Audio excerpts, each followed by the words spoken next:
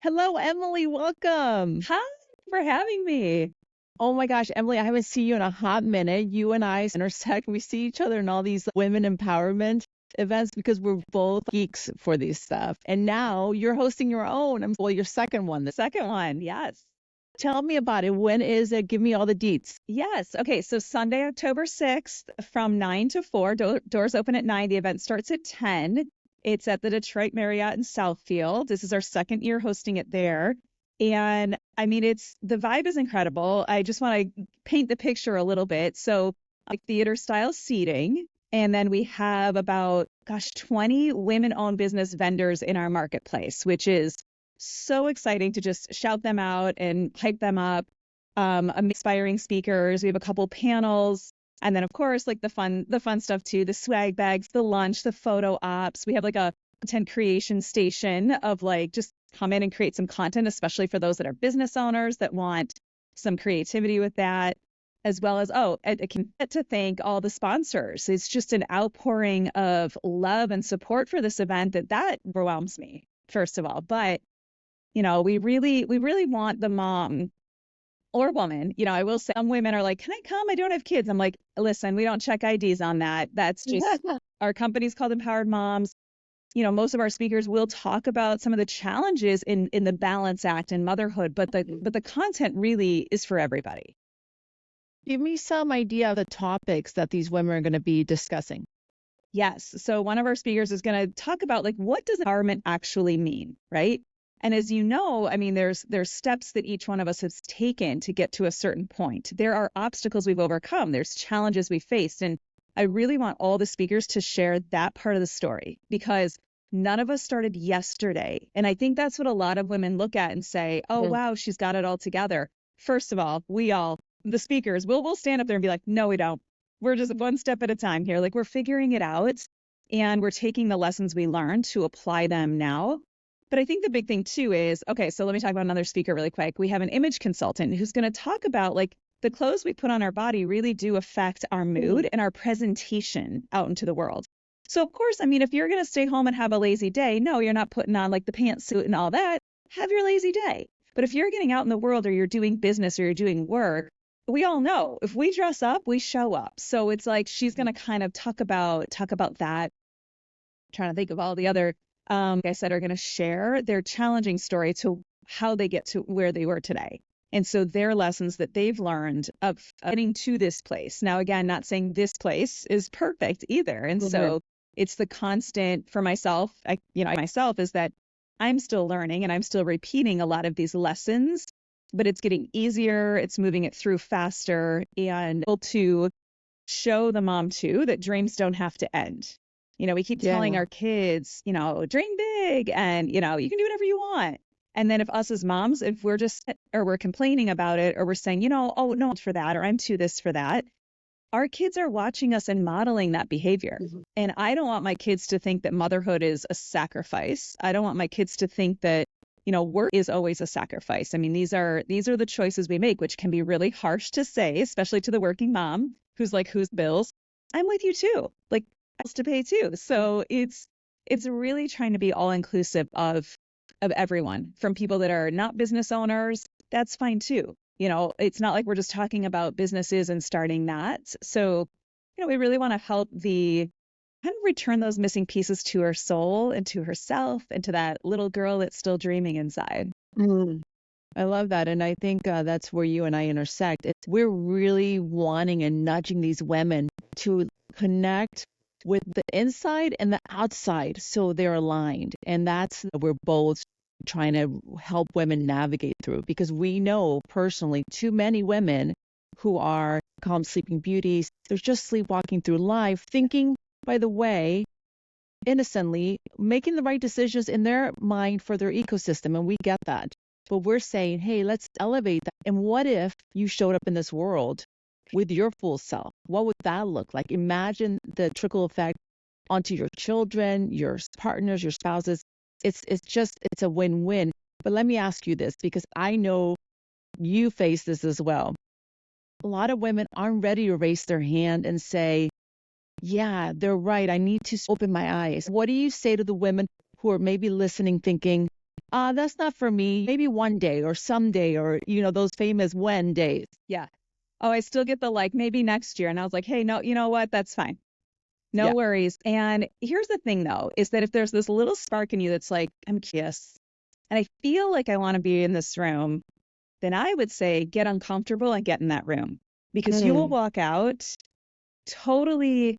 I, I want to make the promises because this is literally the messages I got afterwards. It's like, I feel so much better being surrounded by women that are giving me permission to get kissed and giving me permission to be okay, like, and that have such a lack of, I'm going to do the self-care because it's a Uh-huh. triggering word, but they're just trying to start taking better care of themselves. And sometimes being in a room full of women pouring into you is like, okay, first of all, you got to return to the basics. You have to start taking better care of yourself to then even think that that next level is coming or that next step is coming. Because I even remember as a new mom, like I was not taking good care of myself. I'm like, why would somebody be thinking about dreaming big or Right. something else? So, if a little party is like, I'm a little bit curious, I want to check it out, I would applaud you to do that because I really feel like if you sit there and absorb and just be a big sponge, I think you're going to walk out the room just one, totally inspired, two, probably taking some action steps. Action steps are usually a little bit uncomfortable, right? And Right. you never know. I don't believe in coincidences. So the people you sit next to could become your next like best friends or collaborators or accountability partners or anything. All these things you're saying, is what I'm hearing from you is the worst thing that can happen by attending this event is you gain community and Exactly. a sense of belonging and realizing we're not alone. We're all feeling this way and we can eliminate the guilt of wanting more and wanting to get curious about more. So let's talk about community because one of the cool things that you've set up for your tribe is that you have community. So how do women join that? Yeah, I mean, honestly, I think the best place to start with Empowered Moms is jump in our newsletter because then you're going to know of all the things, the networking events we might do or the, masterclass here and there. And I think that's the best play to ease in. Get started, moms.co. I'm not missing the M so that it Okay. all worked out. Get a feel. And then what I would say is get curious. If a networking event sounds like, exciting, if a masterclass over Zoom sounds exciting to you or curious to you, then kind of ease your way and jump in. Now, if you're like all in, well, then just message me. I got other things for you. So Okay. I think that's the biggest thing that you talked You about. have Facebook too, which is a fun way to just, if you're really nervous about connecting, just feel Yes. the vibe and see how women are helping each other, right? That's a Yes. great way to start too. Totally free way. Jump in our Empowered Moms Facebook group. Absolutely. And that's just, you're kind of seeing, now you're seeing the virtual aspect of like, it's in person and it's not verbal, playing the safe way. We also have a Zoom networking call once a month, which is also a really safe way. Like, hi, I'm Emily.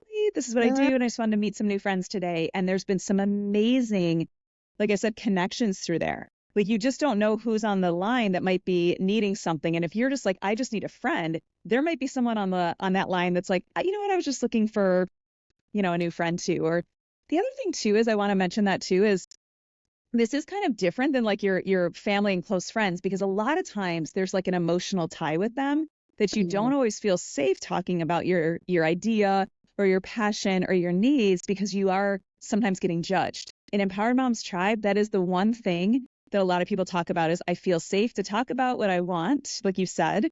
It's the most non-judgmental space and I feel heard and valued. yeah.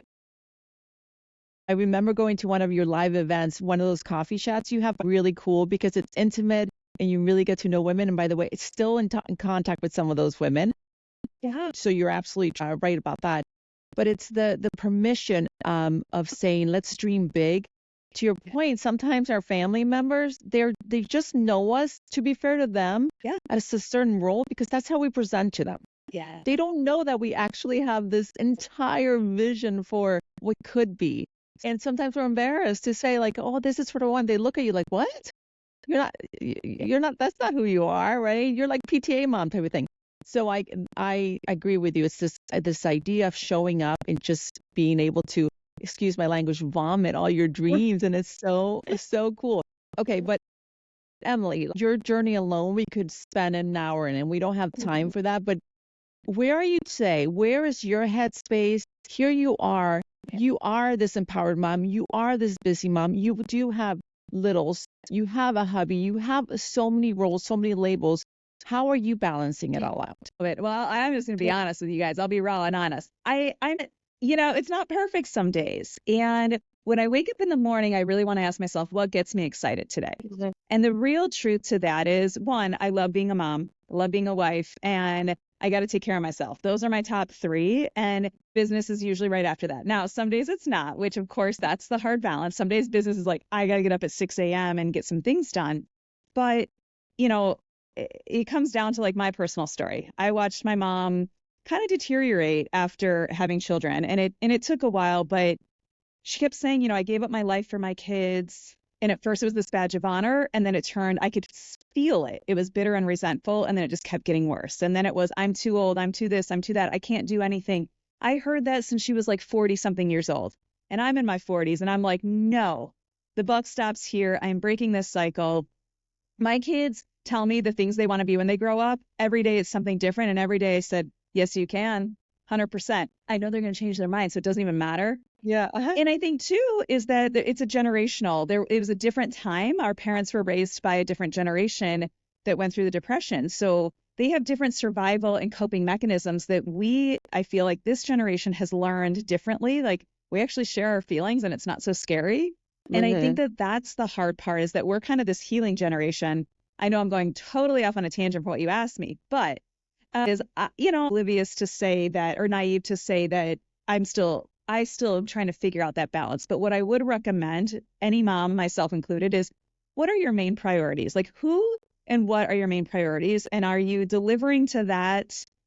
I don't want to say first all the time, but like where, like you're to like fill all the buckets, right? Yeah. And so because you don't want relationships to kind of like die because of passions are too, but you also don't want to let your passions die because those little seeds inside of you will keep growing and they won't go away. And to me, it's the seed of curiosity of like, well, maybe I should just try this thing. Maybe I should go to that event. Lean into that curiosity. But so what do you learn last from the past year as you're growing your business? Did you find one of your silos being maybe ignored, or did you ever get off balance, and how do you realign? Yeah, 100%. I do it all the time because it is a work in progress.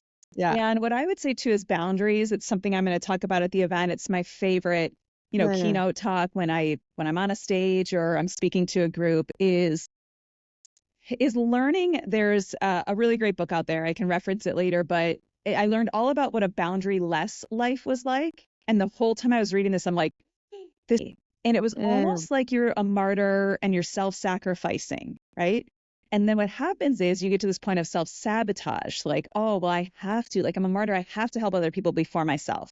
So what happens is seconds, like my neck will start hurting. I'll start getting anxiety and start getting worked up. I look at my calendar and I'm like, what needs to get moved? Because guess what? I will probably disappoint someone, but if I'm not okay, I've got to move some things around. And I need to create more white space on my calendar or some of the busy things. So that is literally something I do every week. I'm like, how am I? I need to check in. Where's my limit? How's the mental health? No, not good this week. Okay, great. We got to move things around. Oh, we're good this week. We can pile some more things on or something like that where I'm literally looking at myself every day. Sometimes my husband has to like check in. He's like, hey, hi, how those boundaries work. Noticing. Yeah. Right, how's it going? And I was like, how'd you know? He's like, we can tell. Like, what We can all feel it. You can feel it, right? So it's constant. And it's like just because you learn something doesn't mean you're going to be perfect at it, but and I have to remind myself, I'm like, I teach this, I mentor this, I coach this, and I'm working through it because it's real. And this is life. And I think that's why we show up so authentically, Emily, is because we are very honest about our own struggles and that they're not always perfect. But I love what you said about making sure you have enough white space. And to me, that means white space means that calming to go inside, take a big breath and be like, are we good? Like just checking. That's a beautiful thing you do. Now, what's one thing that you think women need to stop normalizing? Busy. I know the list is long, so just pick one, right? I would pick one because, again, I think busying ourselves with the non-important things. And busyness is I was going to say is the devil, but I really think it is, and it is for me too, Times I'll look at my calendar, or even when I'm talking with my husband and he's like, but what are these things actually moving the needle and making you feel better or helping you in your business? And I was like, oh, literally just busy work. And today, it's funny, you talk about it. Today was a white space day. I have a date with my husband after this call. And I did feel this. You and I are working on this, but I was like, I'm not filling it with a million things. And it was such a beautiful morning. Yes, my to-do list is stacked up. I got an event in 20 days, right? But I'm like, okay, but I have to prioritize, and it feels good to prioritize these things because it's important to, like you said, and like we're talking about, is circle back, like, how am I? What do I need right now? Yes. And to not fill that busyness, because a lot of times when you're filling it with busy stuff that you really don't need to. You don't need to be everybody's yes person. You really don't. You don't have to volunteer for everything, because if you're going to turn around and be kind of bitter, resentful, or complain to everybody, but I'm going to say it, you did it to yourself. I'm going to raise my hand because I do it too. I'm like, just told my husband, I'm like, volunteer. I thought this thing was going to be easy to volunteer, like for my kids' school. And I'm like, why is it so complicated? And he's like, wrong timing. Why would you do that before your event? I'm like, because I thought it was going to be easy. And I thought, why not? Like, I'll help out. It's a big deal, but it's like when you recognize those things, you kind of ask yourself, what am I sacrificing? If you say yes to one thing, it's kind of no to something else. So if you're sacrificing part of yourself, it is not worth it. So busyness is almost like a disease where people just want to talk about how busy they are. And like you said, you have to kind of be okay with the fact that it might disappoint somebody. Mhm. And then you just politely apologize and say, I've just kind of reached my limit. I've got to move stuff around and I'm sorry. People Yeah, will be or okay. I know, and honestly, I think we say I'm sorry too much. First of all, as women, Yeah. we have to stop apologizing for everything, for taking care of ourselves, and including boundaries and saying no. No is a complete sentence. And I will tell you, I have found too that the flip side of the busyness disease, it's also a way to deflect, because we're so busy doing for everyone else. How can we possibly look in the mirror and look, hey, what is it that I want? What is it that I desire? Because answering that question requires time. So it's better to get busy with everybody else's life. So listen, gals, if you're out there just even, like Emily said, curious about this, join us. It's going to be so much fun. At the very least, you'll walk away with maybe something cute, a set of apparel or something from one of the vendors. Guaranteed you will be inspired by one of the many speakers. How many do you have lined up? It's a lot. I feel like there's like 16 or so, a couple panels this year. Beautiful. Yeah. And you're going to get such great perspective from different ones. And I guarantee there'll be one, at the minimum, one that you'll be like, she's my person. This is how these things work. Yeah. Well, I I thank you love it. so much, and thank you for all your support in this last year. I mean, this is the true at the essence of women supporting women. It's not a competitive world out there, and I think that's what a lot of Yeah. people think about too. I mean, you people, they lift you up when you're falling down. They support your dream. We don't let dreams die in this community culture. So Yeah. we're so excited to see you in a couple of weeks. Love it, Emily. Thank you so much for joining us. And everyone, check out Emily. I'll definitely include all her contact info in the show notes so you'll know how to reach her. Thanks so much, Emily, for your time today. Thank you.